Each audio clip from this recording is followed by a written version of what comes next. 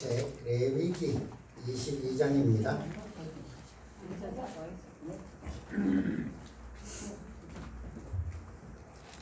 구약성경 레위기 22장 17절부터 22절까지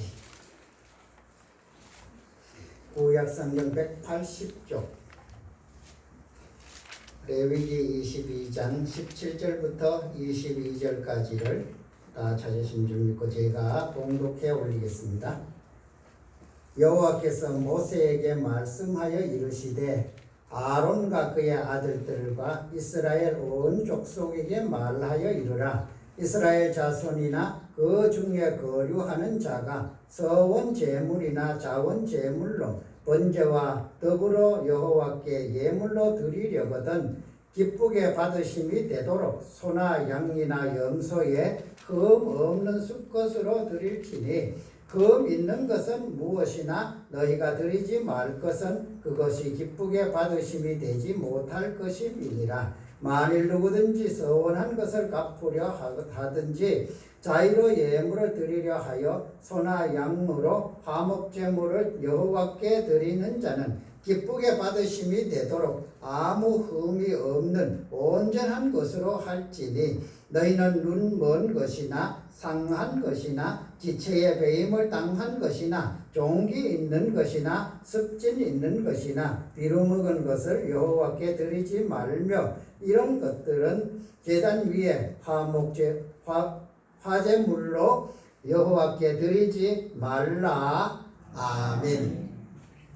이 시간 할 11년 상반기를 마치는 마지막 주일에 하나님의 은혜가 우리 가운데 늘 풍성할 줄 믿습니다. 하나님의 그 크신 사랑과 은혜를 사모하며 예배 자리에 나온 우리 모두에게 하나님께서는 늘 함께 하시고 은혜로 가득하게 채워주실 줄 믿고 우리 또 앞뒤 좌우로 인사합니다. 사랑합니다. 축복합니다.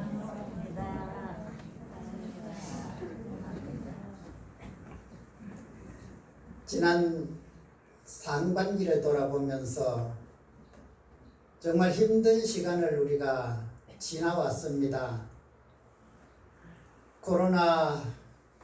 코로나19라는 참 이 전염병 시대를 우리가 어떻게 걸어왔는가.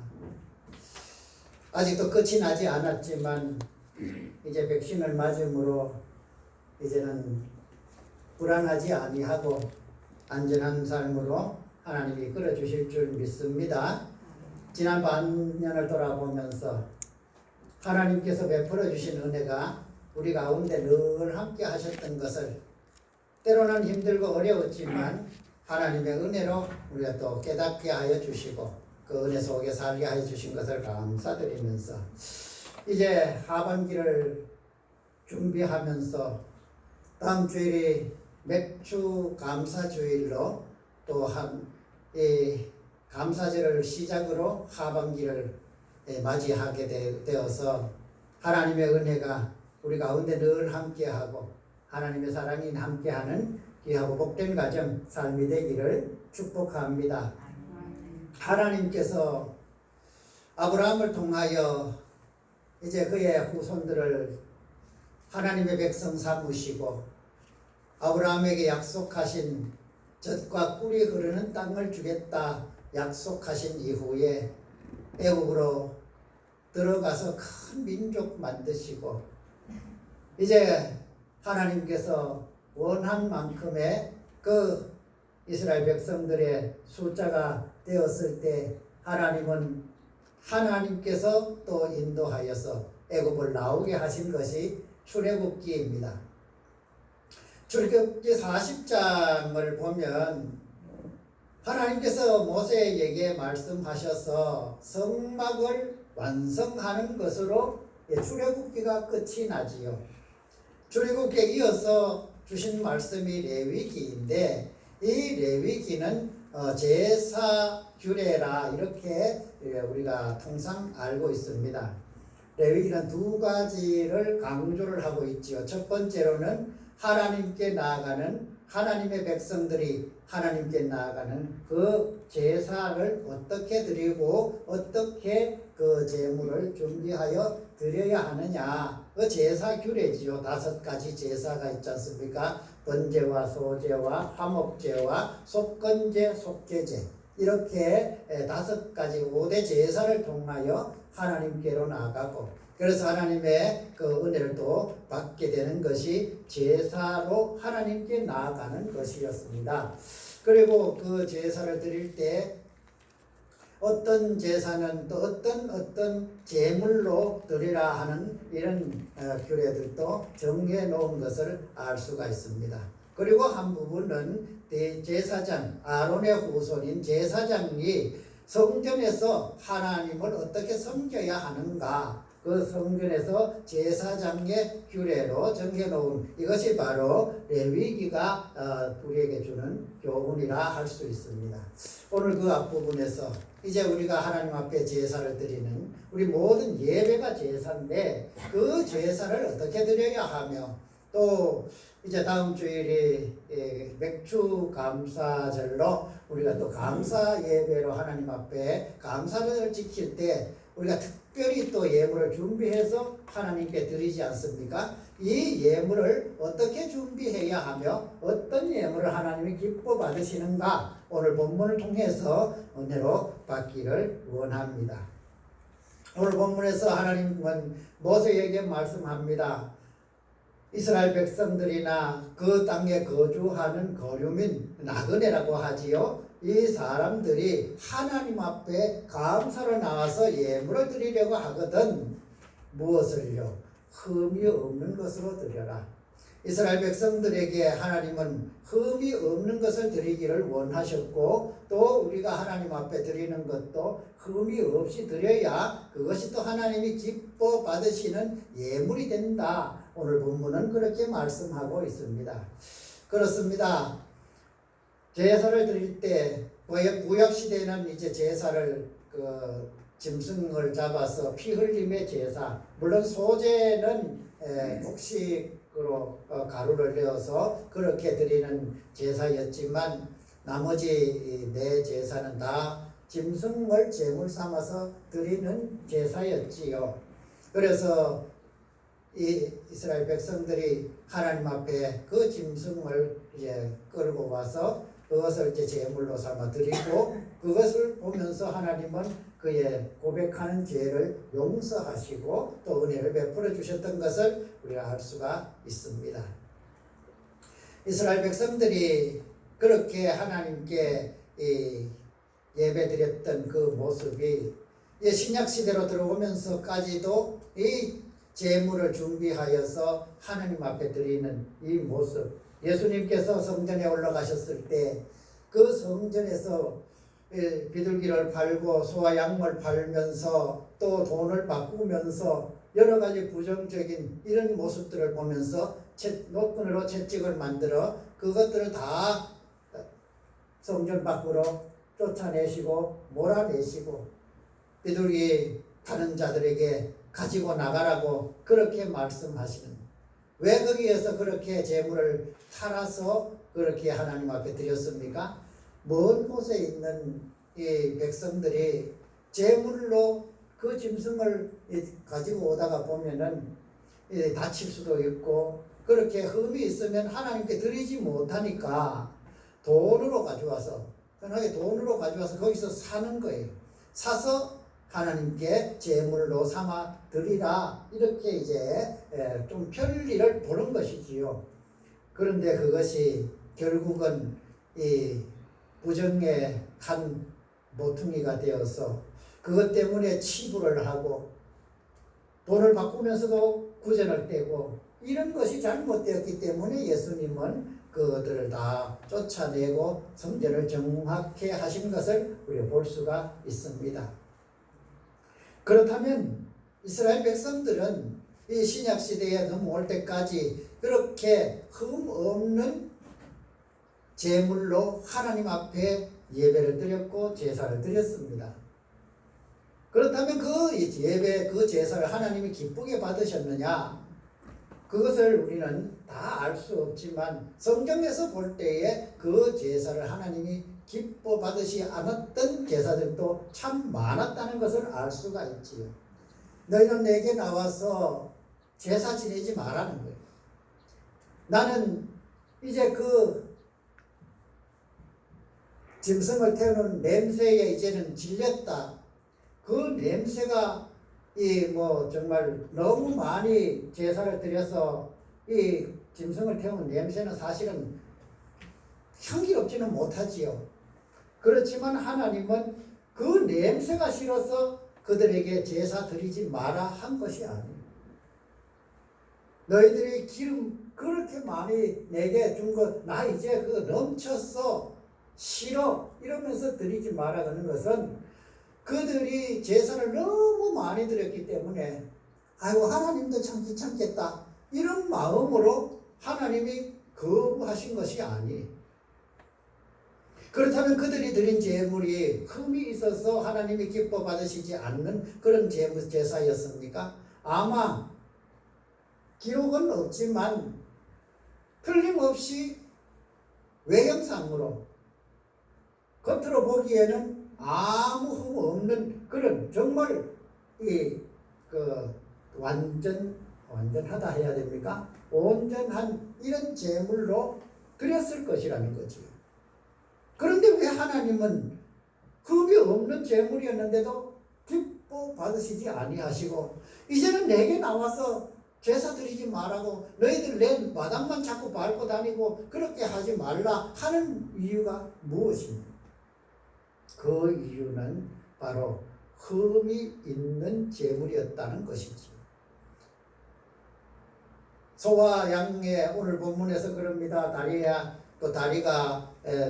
잘리거나 하나 더 있거나 또는 배임을 당하거나 부러지거나 종기가 있거나 여러 가지 나오지 않아요?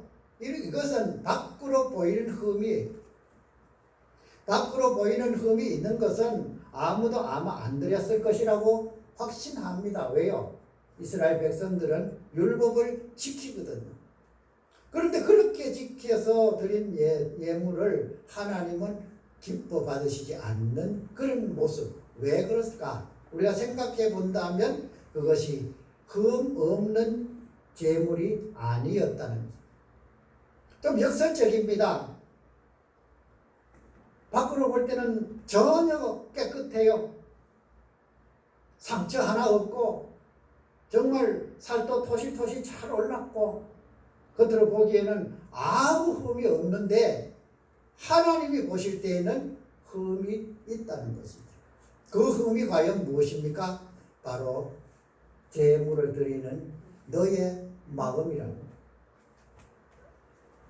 우리가 하나님 앞에 제사를 드리는 요즘은 이제 신약시대에서 예배로 이렇게 제사가 바뀌잖아요. 예배를 드리는데 어떻게 예배를 드리면 하나님이 기뻐 받으시고 어떻게 예배를 드리면 하나님은 안 받는 예배가 되는가? 오늘 이 말씀을 통해서 우리가 교훈을 얻는다면 우리의 마음이 먼저 준비되어 있어야 돼요. 마음이 준비되지 않는 예배를 하나님은 흠이 있는 예배, 흠이 있는 제물이라 볼 수가 있고 그런 예배를 드리면 우리는 예배의 행위는 있었지만 하나님이 받는 예배는 아니었다는 것을 생각해 볼 수 있습니다. 두 번째로 이제 다음 주일이 맥주 감사 주일이니 아마 지금부터 어쩌면 전에부터 아마 여러분들 좀 고민 좀 하셨을 거예요. 이번 맥주절 감사한금 얼마 해야 되나? 고민할 필요 없습니다. 하나님은 언제 어디에서든지 한 번도 너희는 재물 많이 가져오라 해본 적 없어요. 내 마음이 기뻐하는 대로 드리면 그것이 하나님이 기뻐 받으시는 예물이에요. 그것이 바로 흠 없는 예물이에요. 많이 드린다고 해서 그것을 하나님이 기뻐하실 것이며 적게 드린다 해서 하나님은 하찮게 여기시는 그런 하나님 아니라는 것을 예수님의 말씀을 통해서도 우리가 알 수 있지요. 예수님께서 말씀하셨습니다. 한 번은 연복궤 앞에 이렇게 서서 보니까 부자들은 많이 넣어요. 요즘 같으면 봉투도 두툼하게 해가지고 여러 사람이 보는 데서 가방에서 탁 꺼내가지고 한번 하나님께 이렇게 지켜들고 하나님 드립니다 이러면서 연복기에 넣습니다. 그런데 정말 가난한 과부가 와가지고 눈물로 감히 하늘을 쳐다보지도 못하고 아픈 마음을 가지고 두 렙돈, 동전 두 립이 이 두 렙돈을 엮는 이 모습을 보면서 예수님께서 말씀하셨잖아요. 이 과부가 이 많은 사람들보다가 제일 많이 드렸다. 왜요? 가진 것에 전부를 드렸다는 거. 가진 것에 전부를 드려보셨습니까? 가진 것에 전부 드린다는 것이 많든지 적든지 쉽지 않습니다. 성령님의 감동 없이는 가진 것에 전부를 드릴 수가 없어요. 꼭 그러면 내 가진 걸 다 드려야 하나님이 기뻐 받으시는 온전한 예물인가? 참 이렇게 생각하면 하나님은 좀 어쩌면 짓궂은 하나님이죠. 가진 것을 다 달라는 것은 아니에요. 그런데 우리의 마음은 가진 것을 다 드리는 마음이 되어야 됩니다. 그것이 흠없는 예물입니다. 그 다 드림의 첫 번째의 조건이 감사예요. 지난 반년 상반기를 하나님이 지켜주시고 인도하여 주신 가운데 오늘까지 오게 하셨고 이제 하반기를 시작하는 이 첫 번째 예배의 맥추절을 맞이해서 하나님이 주신 은혜로 우리가 하나님께 감사로 나가는데 그러면 무엇으로 예물을 준비해서 하나님께 드릴 때 가장 준비되어야 할 것이 감사라는 거죠. 예물의 많고 적음은 아무 하나님께는 영향이 없습니다. 많이 드려서 하나님이 기뻐하시고 적게 드렸다고 하나님이 미워하시는 하나님은 아니시라는 거죠. 바울 사도가 고린도 교회에 한 번은 그렇게 말씀을 한 적이 있습니다. 고린도 성도들이 이제 선교를 준비하면서 헌금을 이제 드리지 않습니까? 이때에 말합니다. 억지로 하거나 아까워하는 마음으로 하지 말라는 거예요. 이게 헌금을 드리고 예물을 드리는 가장 기본적인 우리의 마음이어야 하는 거예요. 적든지 많든지 감사의 마음으로 준비하여서 감사의 마음을 가지고 하나님께 드리는 그 예물이 흠없는 예물입니다. 우리는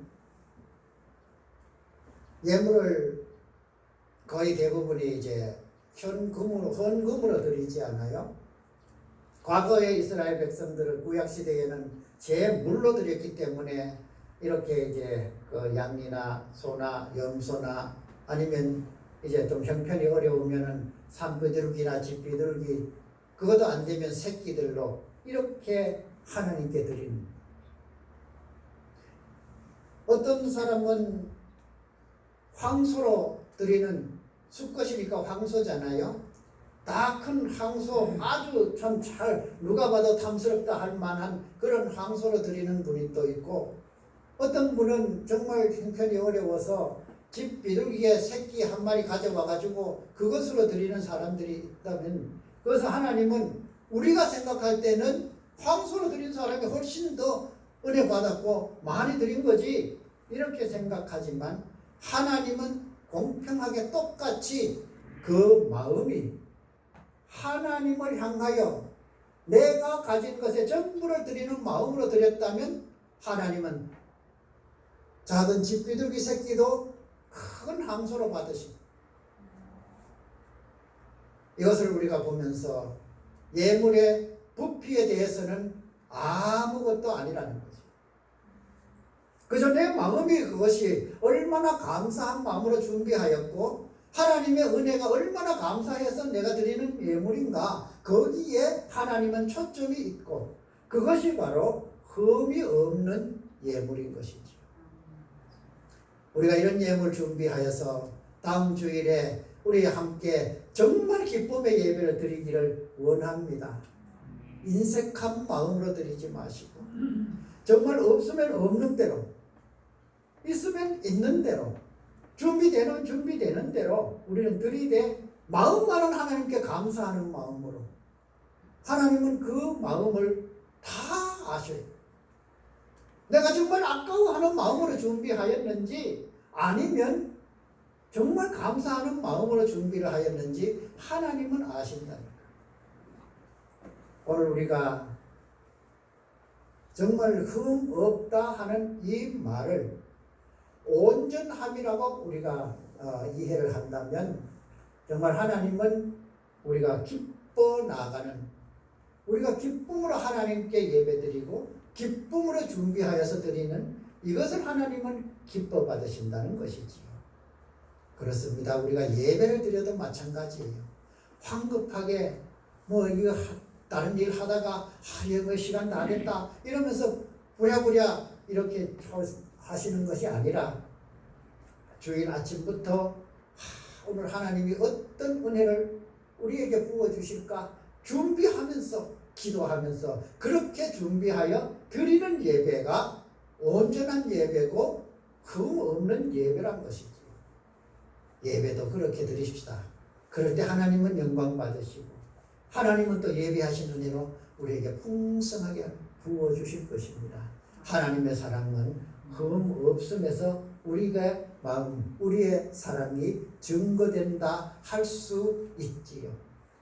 이런 은혜 속에서 지난 상반기 돌아보면 늘 하나님 앞에 감사한다 하며 살았지만 정말 우리가 어떤 감사로 하나님 앞에 드렸는지, 그 감사가 정말 하나님이 기뻐 받으시는 흠 없는 감사였는지를 돌아보면서 우리가 남은 지난 시간은 반성하고 돌아볼 뿐이지만 그것을 교훈 삼아서 앞으로 나갈 우리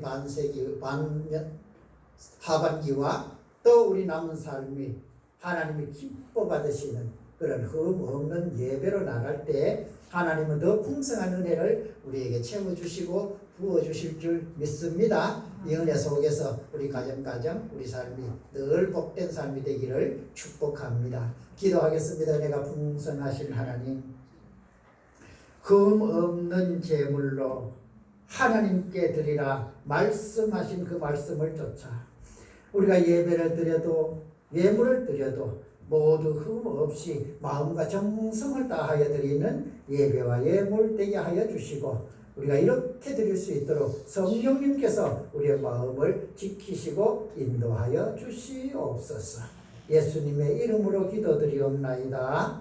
아멘.